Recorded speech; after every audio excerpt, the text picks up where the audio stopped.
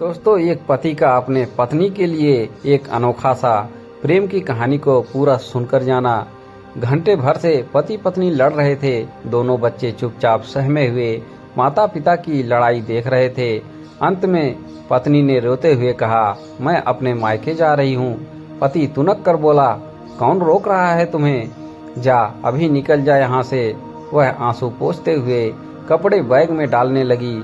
उसे कपड़े बैग में डालते देखकर पति का गुस्सा फुस हो गया, मगर फिर भी वह जोश में बोला, मायके तो जा रही हो, मगर सर्दी में बच्चों को कुछ हो गया तो देख लेना, मुझसे बुरा कोई नहीं होगा।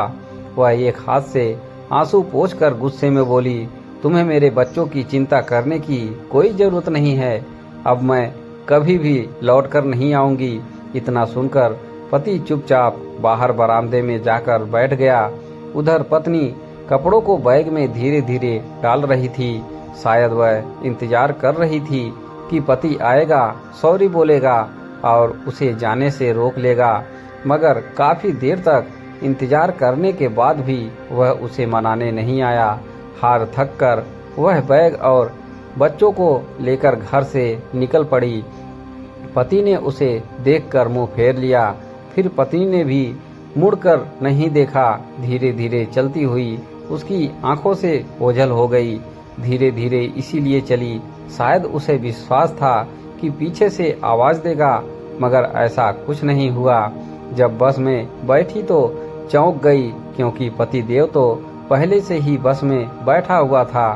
शायद दूसरे रास्ते से भागकर आया था। पति को देखते ही उसके हृदय में फूंक सी उठी और आंखों से झरझर आंसू बहने लगे, मगर उसने खुद को रोने से रोका और चुपचाप पति का हाथ पकड़कर उसे बस से नीचे ले आई। फिर रास्ते में रोते हुए बोली, इतना प्यार करते हो तो पहले नहीं रोक सकते थे क्या? वह कसकर उसका हाथ पकड़ते हुए बोला, तू खुद भी तो रुक सकती थी। वह बोली, जांच रही थी तुमको कि प्यार करते हो या नहीं। वह बोला, तुम अच्छी तरह जानती हो मुझे तुम्हारी लत लगी हुई है। तुम्हारे बिना एक दिन भी रहना मुश्किल है।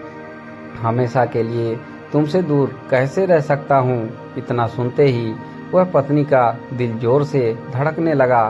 फिर एक मीठे एहसास के साथ शांत हो गया। फिर वे चारों एक कुल्फी की रेहड़ी पर रुककर हंसते हुए कुल्फी खाने लगे। दोस्तों, ये छोटी सी कहानी आपको कैसी लगी? कमेंट बॉक्स में अपनी राय जरूर लिखें। हमारे चैनल से जुड़े रहने के लिए आप सभी का धन्यवाद।